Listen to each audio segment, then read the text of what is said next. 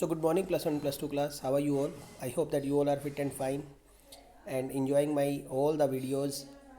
So as you know very well कि we have started our revision from the chapter politics of plan development. जैसे कि आप जानते हैं कि हमने प्लानिंग डेवलपमेंट भी नियोजन और विकास की नीति है जो चैप्टर है हमने उसको शुरू किया हुआ है। हालांकि अब प्लानिंग जो योजना आयोग का विषय था वो इस टॉपिक में से ख़त्म कर दिया गया है कि योजना आयोग क्या था, उसकी जगह नीति आयोग का जो टॉपिक है वो ऐड कर दिया गया है।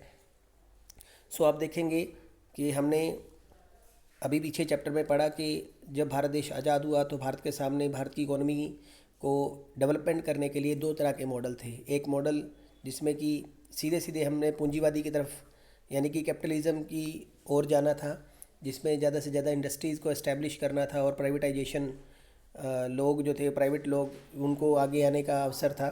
दूसरा जो था वो कैपिटलिस्ट जिसमें कि हम लोग कम्युनलिज्म जिसके अंदर जो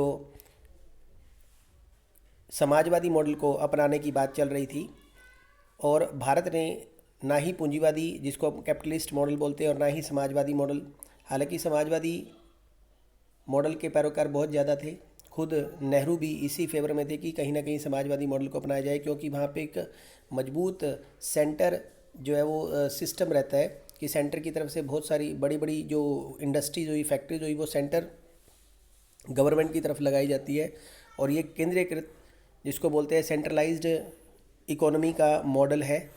सो यहाँ इस चीज़ के लिए बहुत सारे विचारक जो थे वो मानते थे कि भारत को सोवियत सिस्टम जिसको कि यूएसएसआर ने जो समाजवादी मॉडल को अपनाया हुआ था उसी मॉडल की तरफ जाना चाहिए। तो देखिए क्या विवाद था और किस तरह की प्रॉब्लम सामने आ रही थी। तो भारत ने इन दोनों में से किसी भी मॉडल को सीधे सीधे ना अपनाते हुए एक मिक्स्ड इकोनॉमी को जो था वो अडॉप्ट किया था, जिसमें कि कैपिटलिस्ट सिस्टम और कम्युनिस्ट सिस्टम जिसमें सोशलिस्ट सिस्टम दोनों का ही एक मिक्स रूप जो था वो सामने लेके हम लोग चले थे। तो उसमें मेन कन्फ्यूज़न कहाँ थी, प्रॉब्लम कहाँ थी वो हम देखेंगे। लेकिन उससे पहले एक विकेंद्रित नियोजन के बारे में हम पढ़ते हैं। यहाँ बात हो रही है केरल की बात हो रही है। केरल हमारी एक स्टेट है, उसके लिए हम यहाँ बात करेंगे कि विकेंद्रित नियोजन। विकेंद्रित नियोजन का मतलब होता है एक सेंट्रलाइज एक डिसेंट्रलाइज प्लानिंग। हम इसको यहाँ कहेंगे भी एक डिसेंट्रलाइज प्लानिंग जो थी वो केरल में की गई थी और वो क्या थी यहाँ देखते हैं। तो कहता है ज़रूरी नहीं कि हर योजना केंद्रीकृत हो, यानी कि हर प्लानिंग जो है वो सेंट्रल गवर्नमेंट ही करे, ऐसा नहीं है। ऐसा भी नहीं है कि नियोजन का मतलब उद्योग की बड़ी बड़ी परियोजनाओं से ही लगाया जाए, मतलब अगर हम सिर्फ बड़ी बड़ी प्लानिंग के बारे में ही सोचा जाए तो यही डेवलपमेंट है, ऐसा भी नहीं होता।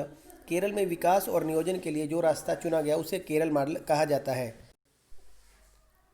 उसे केरल मॉडल कहा जाता है। इस मॉडल में शिक्षा अगर हम बात करें, एजुकेशन, हेल्थ, लैंड रिफॉर्म्स, कारगर खाद्य वितरण जो पीडीएस सिस्टम बोलते हैं, पब्लिक डिस्ट्रीब्यूशन सिस्टम जिसको बोलते हैं, और पॉवर्टी एलिवेशन, मतलब ये टॉपिक्स है जिनके ऊपर सबसे ज़्यादा ध्यान दिया गया था। यानी कि याद रखिए अगर आपसे पूछ लिया जाए भी ऐसा केरल के अंदर जो था वो प्रोग्राम जिसको हम विकेंद्रीकृत नियोजन या डिसेंट्रलाइजेशन प्लानिंग बोला जाता है, तो केरल मॉडल क्या चीज़ है। तो इसमें मेन जो था वो इन इश्यूज़ के ऊपर सबसे ज़्यादा ध्यान दिया गया था, जिसमें एजुकेशन आ गया, हेल्थ आ गया, आपकी भूमि सुधार जिसको बोलते हैं लैंड रिफॉर्म्स आ गया, और सिस्टमेटिकली पीडीएस सिस्टम यानी कि पीडीएस सिस्टम के अंदर जो धांधली होती थी उसको बिल्कुल भी नहीं करने दिया, और पॉवर्टी एलिवेशन प्रोग्रामों पर कर जो है वो जोर दिया जाता गया। केरल में प्रति व्यक्ति आय अपेक्षाकृत कम है, यानी कि पर कैपिटा इनकम जो केरल में थी वो काफ़ी कम थी, और यहाँ औद्योगिक आधार भी तुलनात्मक रूप से कमज़ोर रहा। यानी कि अगर हम इंडस्ट्रीज़ की बात करें तो भी वो यहाँ कम रही है। इसके बावजूद केरल में साक्षरता दर अगर हम बात करें, एजुकेशन की अगर हम बात करें या लिटरेसी रेट की अगर हम बात करें तो ये 100% है। आयु प्रत्यांशा की बात करें तो यहाँ लाइफ एक्सपेक्टेंसी जिसकी बात करते हैं वो ज़्यादा है कंपेयर टू बाकी सभी स्टेट से। यहाँ पर शिशु मृत्यु दर, इन्फेंट मोर्टेलिटी रेट या मदर मृत्यु दर जिसमें मदर डेथ रेट जिसको बोलते हैं, और बर्थ रेट भी कम है। यानी कि अगर हम बात करें डेथ रेट है वो भी कम है, मातृ मृत्यु दर यानी कि जिसमें माताओं की डेथ हो जाती है वो भी कम है, और जो बर्थ रेट है वो भी कंट्रोल में है। केरल में लोगों को कहीं ज़्यादा चिकित्सा सुविधा मुहैया है, यानी कि वहाँ पर जो है वो बेटर हेल्थ फैसिलिटीज़ या बेटर जो अगर हम बात करें हॉस्पिटैलिटी की सुविधा जो है, फैसिलिटी जो है वो प्रोवाइड की गई है।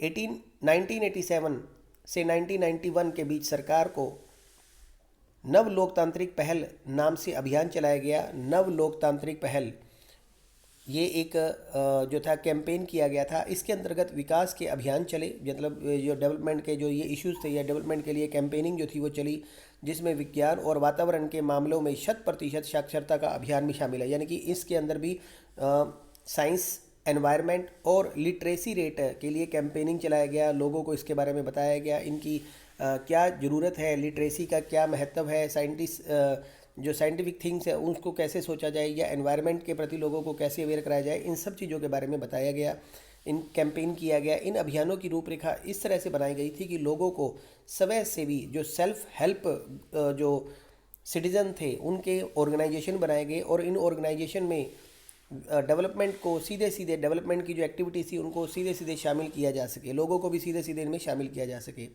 केरल में इस बात के भी प्रयास किए गए कि लोग पंचायत, प्रखंड और जिला स्तर की योजनाओं को तैयार करने में भी शामिल हो। यानी कि केरल कहता है यहाँ पर ऐसे भी एफर्ट्स किए गए थे कि लोग जो है वो सीधे सीधे जो हमारी लोकल गवर्नमेंट है, जिसको पंचायत होगी या प्रखंड, उससे भी छोटा खंड होता है, और उसके आगे जो है वो जिला स्तर यानी कि पंचायत, पंचायत के बाद ब्लॉक्स, और ब्लॉक के बाद डिस्ट्रिक्ट लेवल की जो योजनाएं हैं उसको भी तैयार करने में शामिल किया जाए। यानी कि यहाँ के लोगों को भी डायरेक्ट इन चीज़ों के साथ, डेवलपमेंट एक्टिविटी के साथ सीधा सीधा जोड़ा जा सके। तो देखा किस तरह से मतलब एक स्टेट के एफर्ट से जो एफर्ट्स उन्होंने किए, चाहे वो लिटरेसी रेट के लिए थे, आज सारी भारत के अंदर इस तरह की मुहिम चली हुई है। भारत के प्रधानमंत्री नरेंद्र मोदी ने भी इस चीज़ की मुहिम चलाई हुई है। अगर हेल्थ इज़ बेटर है then the person can be think more effectively for the development of the country. अगर देश के लोग स्वस्थ हैं तो वो देश की तरक्की के बारे में, अगर वो पढ़े लिखे हैं तो देश की तरक्की के बारे में ज़्यादा जागृत हो सकते हैं। तो इसी चीज़ को लेकर हमारे देश के प्रधानमंत्री भी अब इसी तरह की कैंपेनिंग पूरे देश में चला रही है। आगे हम देखते हैं कि मुख्य विवाद की बात करें तो यहाँ वो विवाद था कि जिसमें हमने देखा कि किस तरह से भारत के सामने एक प्रॉब्लम थी, और मैंने अभी आपको इस लेक्चर के स्टार्टिंग में बताया था कि भारत ने ना तो डायरेक्ट कैपिटलिस्ट सिस्टम को अडॉप्ट किया था और ना ही सोशलिस्ट सिस्टम की हम तरफ गए थे। हमने एक मिक्स्ड वे अडॉप्ट किया था जिसमें हम दोनों ही चीज़ों को लेकर चल रहे थे, जिसमें प्राइवेटाइजेशन भी था और सीधे सीधे गवर्नमेंट की भी जो थी वो भूमिका थी। और गवर्नमेंट जो थी वो बड़े सेक्टर्स के लिए गवर्नमेंट ही काम करेगी, जो जहाँ बड़े डेवलपमेंट करनी है या बहुत बड़े बड़े इंडस्ट्रीज लगानी है तो वहाँ गवर्नमेंट का ही पूरा रोल था। चलिए देखते हैं हम क्या है इसमें। कहते हैं शुरुआती दौर में विकास की जो रणनीति अपनाई गई उस पर बड़े सवाल उठे। यहाँ हम ऐसे दो सवालों की चर्चा करेंगे जो आज भी शुरू हैं। फर्स्ट है कृषि बनाम उद्योग, मतलब डायरेक्ट किसी एग्रीकल्चर की तरफ पहले ध्यान दिया जाए या पहले इंडस्ट्रीज़ की तरफ जो है वो ध्यान दिया जाए। तो कहते हैं भी हम एक बड़े सवाल से पहले ही परिचित हो चुके थे। यह सवाल है कि भारत जैसी पिछड़ी अर्थव्यवस्था में कृषि और उद्योगों के बीच किस में, आगे देखते हैं हम, ज़्यादा संसाधन लगाए जाने चाहिए। कईयों का मानना था कि दूसरी पंचवर्षीय योजना में, अब ये पंचवर्षीय योजना अब नहीं है क्योंकि मैंने आपको बताया कि हम लोगों ने जो प्लानिंग सिस्टम था, जो पंचवर्षीय योजनाएं थी उसको ख़त्म कर दिया गया और उसकी जगह नीति आयोग जो है वो शुरू कर दिया गया है। 1 जनवरी 2015 से जो हमारा प्लानिंग सिस्टम था, योजना आयोग जो था उसको ख़त्म किया गया और उसकी जगह नीति आयोग जो है वो शुरू कर दिया गया है, तो याद रखिएगा। तो कहता है दूसरी पंचवर्षीय योजना में कृषि के विकास की रणनीति का अभाव था। यानी कि अगर हम बात करें तो सेकंड प्लान जो 5 ईयर प्लान था उसमें डायरेक्ट मतलब उसमें एग्रीकल्चर के ऊपर ध्यान नहीं दिया गया था, और इस योजना के दौरान उद्योगों पर जोर देने के कारण खेती और ग्रामीण इलाकों को चोट पहुंची। यानी कि ग्रामीण इलाकों को ज़्यादा फैसिलिटी नहीं मिली और उनको नुकसान हुआ। जेसी कुमारप्पा जैसे गांधीवादी अर्थशास्त्रियों ने एक वैकल्पिक योजना का खाका प्रस्तुत किया। यानी कि उन्होंने एक विकल्प ढूंढा इसका और उसके लिए एक रास्ता भी सुझाया जिसमें ग्रामीण उद्योगीकरण पर ज़्यादा जोर था। मतलब वो मानते थे कि जो रूरल एरियाज़ है वहाँ पे ज़्यादा से ज़्यादा इंडस्ट्रियलाइजेशन किया जाना चाहिए। चौधरी चरण सिंह ने भारतीय अर्थव्यवस्था के नियोजन में कृषि को केंद्र में रखने की बात की थी। तो अंडरलाइन कर लीजिए, जो भारत के प्रधानमंत्री भी बने थे मोरारजी देसाई के बाद, चौधरी चरण सिंह जो थे वो मानते थे कि भारतीय अर्थव्यवस्था के लिए नियोजन में कृषि को केंद्र में रखने की बात बड़े सुविचार और दमदार तरीके से उन्होंने ये बात उठाई थी। चौधरी चरण सिंह कांग्रेस पार्टी में थे और बाद में उनसे अलग होकर इन्होंने भारतीय लोकदल नामक पार्टी बनाई और उन्होंने कहा था कि नियोजन से, जो नियोजन, यहाँ प्लानिंग की बात हो रही है, जो प्लानिंग है, प्लानिंग के बगैर गरीबी के मकड़ जाल से छुटकारा नहीं मिल सकता। यानी कि गरीबी जो है भारत की वो दूर नहीं की जा सकती अगर प्लानिंग नहीं है तो। ठीक है। भारतीय अर्थव्यवस्था के नियोजन में खाद्यान्न के उत्पादन को बढ़ाने की रणनीति अवश्य ही अपनाई गई थी। कहता है भी खाद्यान्न को उत्पादन करने के लिए, खाद्यान्न का मतलब है यहाँ फूड सिस्टम को लिए, क्योंकि हरित क्रांति को जो था वो बढ़ावा दिया गया था, अपनाई गई थी। राज्य ने भूमि सुधार और ग्रामीण निर्धनों के बीच संसाधनों के बंटवारे के लिए कानून बनाए। मतलब हम लोगों ने लैंड रिफॉर्म्स जो थे वो भी शुरू कर दिए थे, और जो प्रॉपर्टीज़ का जो बंटवारा था उसको सेटल करने के लिए भी बहुत सारे प्लानिंग की गई थी। नियोजन में सामुदायिक विकास कार्यक्रम तथा सिंचाई की परियोजनाओं पर बड़ी रकम खर्च करने की भी बात मानी गई थी। नियोजन की नीतियां असफल नहीं हुई। दरअसल इनका एक्टिवेशन जो था वो ठीक ढंग से नहीं हुआ, यानी कि प्लानिंग जो थी वो फेल नहीं थी। यानी कि प्लानिंग का रीज़न जो था वो उनकी जो एग्जीक्यूशन है या उनका एक्टिवेशन है वो प्रॉपर अगर नहीं हुआ तो वो सारी प्लानिंग जो होती है फेल हो जाती है। क्योंकि भूमि संपन्न तबके के पास सामाजिक और राजनीतिक ताकत ज़्यादा थी। यहाँ हम बात कर रही है landlord peoples, those who were having enough lands, और अगर हम बात करें तो ये वो लोग थे जिनके पास बहुत ज़्यादा संपत्ति, बहुत ज़्यादा भूमि जो थी इनके पास थी। और ऐसे लोगों और ये बहुत ज़्यादा ताकतवर भी थे। इनके सोशल और पॉलिटिकल रूप से ये बहुत ज़्यादा पावरफुल थे। इसके अतिरिक्त ऐसे लोगों की एक दलील यह भी थी कि यदि सरकार कृषि पर ज़्यादा धनराशि खर्च करती है तब भी ग्रामीण के गरीबी की विकराल समस्या का समाधान न कर पाती। मतलब ये आज ये दलील देते हैं कि उस समय अगर ज़्यादा पैसा जो था वो भारत सरकार द्वारा अगर कृषि के कार्यों पर लगाया भी जाता उस सेकंड 5 ईयर प्लान के लिए, तब भी ये गरीबी से छुटकारा जो था वो नहीं पाया जा सकता था। नेक्स्ट हम देखते हैं कि निजी क्षेत्र बनाम सार्वजनिक क्षेत्र। निजी क्षेत्र का मतलब है या प्राइवेट रीजन बनाम पब्लिक रीजन। कहते हैं विकास के दो जाने मॉडल थे, भारत उनमें से किसी एक को भी नहीं अपनाया। आप जानते हैं कि पूंजीवादी मॉडल में विकास का काम पूर्णतः निजी क्षेत्रों के भरोसे होता है। पूंजीवादी या कैपिटलिस्ट सिस्टम है जो अमेरिका के द्वारा चलाया जा रहा था। कहता है यहाँ डायरेक्ट ये वो विकास का यानी कि डेवलपमेंट का वो मॉडल था जहाँ डायरेक्ट जो पूर्णतः निजी क्षेत्र के भरोसे होता है। यहाँ प्राइवेट सिस्टम जो है वो ज़्यादा होता है और प्राइवेट लोग ही ज़्यादा डेवलपमेंट करते हैं। भारत ने यह रास्ता नहीं अपनाया। भारत ने विकास का समाजवादी मॉडल भी नहीं बनाया। हमने जो सोशलिस्ट मॉडल था उसको भी अडॉप्ट नहीं किया था, जिसमें निजी संपत्ति को ख़त्म कर दिया जाता है।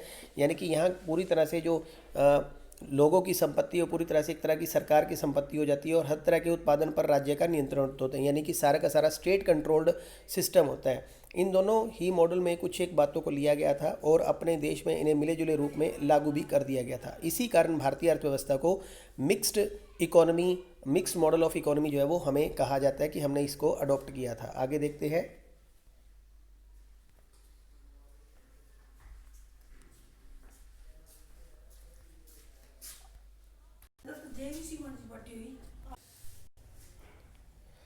खेती, किसानी, व्यापार और उद्योगों का एक बहुत बड़ा भाग निजी हाथों में रहा था। राज्य ने अपने हाथ में भारी उद्योगों को रखा और उसने आधारभूत ढांचा प्रदान किया था। राज्य ने व्यापार का नियमन किया और कृषि के क्षेत्र में कुछ बड़े हस्तक्षेप किए। अगर यहाँ आप देखें कि जो खेती किसानी यानी कि खेती बाड़ी का, व्यापार का और उद्योगों का एक बहुत बड़ा हाथ जो था वो भाग जो था वो निजी क्षेत्र के हाथों में रहा था। निजी क्षेत्र के हाथों का मतलब है कि कुछ जो बड़े इंडस्ट्रियलिस्ट लोग थे उस टाइम के, या अगर हम बात करें तो ये प्राइवेट लोगों के हाथों में ही रहा था, और जो लैंडलॉर्ड लोग थे उनके पास ज़मीनों के बहुत बड़े टुकड़े थे। राज्य ने अपने हाथ में भारी उद्योगों को रखा, यानी कि बड़े बड़े जो इंडस्ट्री लगाई जाएंगी वो राज्य की तरफ से लगाई जाएंगी। यानी कि यहाँ राज्य से मतलब है चाहे सेंट्रल गवर्नमेंट की तरफ से और स्टेट गवर्नमेंट की तरफ से। राज्य ने व्यापार का नियमन किया और कृषि के क्षेत्र में कुछ बड़े हस्तक्षेप भी किए थे। हस्तक्षेप मतलब यानी कि कृषि को लेकर कुछ बड़े फैसले भी लिए थे। इस तरह मिले जुले मॉडल की आलोचना दक्षिणपंथी और वामपंथी दोनों खेमों से हुई। मतलब ये अगर हम यहाँ बात करें तो जो हमने मॉडल अपनाया था, यानी कि हम लोगों ने मिक्स्ड इकोनॉमी के मॉडल को अपनाया था, और इस मिक्स्ड इकोनॉमी के मॉडल की जो वामपंथी थे और दक्षिणपंथी दोनों तरफ से ही जो इसकी आलोचना हुई थी। उन्होंने उनका मानना था कि किसी एक योजना को सीधे सीधे अडॉप्ट करना चाहिए था। योजनाकारों ने निजी क्षेत्रों को पर्याप्त जगह नहीं दी। उनका मानना था कि जो निजी क्षेत्र थे, मतलब निजी क्षेत्र यानी कि प्राइवेट एरियाज थे, उनमें उन एरियाज़ में ज़्यादा जगह नहीं दी, यानी कि ज़्यादा जगह से अभिप्राय है कि उन लोगों को उनके हाथ खोलने नहीं दिए और ना ही निजी क्षेत्र के बढ़ावर के लिए कोई उपाय किया। यानी कि वो ये भी मान रहे थे कि सरकार ने निजी क्षेत्रों को कंपटीशन के लिए कोई ऐसे अवसर दिया हो या कोई ऐसी पॉलिसी अपनाई गई हो, ऐसा भी कुछ नहीं किया। विशाल सार्वजनिक क्षेत्र ने ताकतवर निहित स्वार्थों को खड़ा किया है।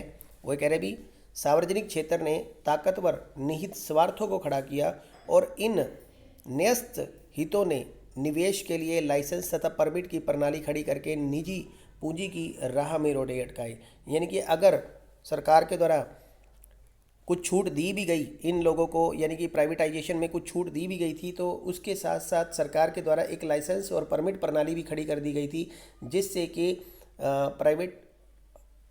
प्राइवेटाइजेशन को हाथ जो थे वो और बांध दिए गए थे। इसके अतिरिक्त सरकार ने ऐसी चीज़ों के आयात पर भी बाधा आयत की जिसमें घरेलू बाज़ार में बनाया जा सकता हो, यानी कि ऐसी कुछ चीज़ें जो डोमेस्टिक लेवल पर बनाई जा सकती हो, सरकार ने उनके इंपोर्ट पर भी पूरी तरह से पाबंदी लगा दी थी। ऐसी चीज़ों के उत्पादन का बाज़ार एक तरह से प्रतिस्पर्धाविहीन हो गया। अब जब कंपटीशन ही नहीं है बाहर की चीज़ों के साथ, भारत का किसी तरह का कोई कंपटीशन नहीं है, भारत में किसी तरह का कोई इंपोर्ट के ऊपर भी अगर रिस्ट्रिक्शन लगाई हुई है, तो हम लोग किसी के साथ अपनी जो है वो कंपटीशन नहीं कर सकते हैं और इसी तरह से जो क्वालिटी ऑफ प्रोडक्ट जो थे वो भारत में नहीं बन पा रहे थे। इसी की वजह से निजी क्षेत्रों के पास अपने उत्पादनों की गुणवत्ता बढ़ाने अथवा उन्हें सस्ता करने की कोई हड़बड़ी नहीं थी, क्योंकि किसी तरह का कोई कंपटीशन नहीं था। जो प्रोडक्ट बन रहे थे वो भारत में बिकने थे, ना तो उनमें वो तेज़ी ला रहे थे बनने में, क्योंकि उनको पता था कि उसकी क्वालिटी और क्वान्टिटी इतनी बिकनी है, और दूसरी वजह से उनमें उनकी गुणवत्ता या उनकी क्वालिटी को सुधार करने में भी कोई हड़बड़ी नहीं की जा रही थी। सरकार ने अपने नियंत्रण में ज़रूरत से ज़्यादा चीज़ें रखी, इससे भ्रष्टाचार और अकुशलता बढ़ी। यानी कि अकुशलता का मतलब है कि लोग जो थे वो काम करने में ढीले हो गए और जिसकी वजह से देश की प्रोग्रेस जो थी वो रुक चुकी थी। कुछ ऐसे आलोचक भी थे जो सोचते थे कि सरकार को जितना करना चाहिए था उतना उसे नहीं किया। इन आलोचकों ने ध्यान दिलाया कि जनता की शिक्षा अथवा चिकित्सा की मदद में सरकार ने कुछ खास धनराशि खर्च ही नहीं की। यानी कि मानते थे अगर कि शिक्षा के सेक्टर में और जो चिकित्सा आप हॉस्पिटल के एरियाज़ या हॉस्पिटैलिटी जो एरियाज़ थे, यानी कि लोगों की जो हेल्थ फैसिलिटीज़ के सरकार के द्वारा जो था वो अधिक पैसे खर्च नहीं किए। सरकार ने केवल उन्हीं क्षेत्रों में हस्तक्षेप किया जहां निजी क्षेत्र जाने के लिए तैयार नहीं था। मतलब जिन एरियाज़ में प्राइवेट लोग जाने को तैयार नहीं था, सरकार वहीं जाने के लिए बात कर रही थी। दरअसल सरकार ने इस तरह से निजी क्षेत्र को मुनाफा कमाने में मदद की। इसके अतिरिक्त मदद गरीबों की होनी चाहिए थी, लेकिन राज्य के हस्तक्षेप के फलस्वरूप एक नया मध्यम वर्ग उठ खड़ा हुआ जो बगैर खास जिम्मेवारी के मोटी तनख्वाह सहित अन्य सुविधाओं को भोग रहा था। यानी कि अब एक जो कहते हैं भी ना तो धनी वर्ग और ना ही गरीब वर्ग जो था, उसके बीच का मिडिल वर्ग जो था वो उठ खड़ा हुआ, जो बगैर किसी खास जिम्मेवारी के, यानी कि जो जिम्मेदारी नहीं थी फिर भी मोटी तनख्वाह सहित सुख सुविधाओं को भोग रहा था। इसी अवधि में गरीबी में ज़्यादा तो कमी नहीं आई।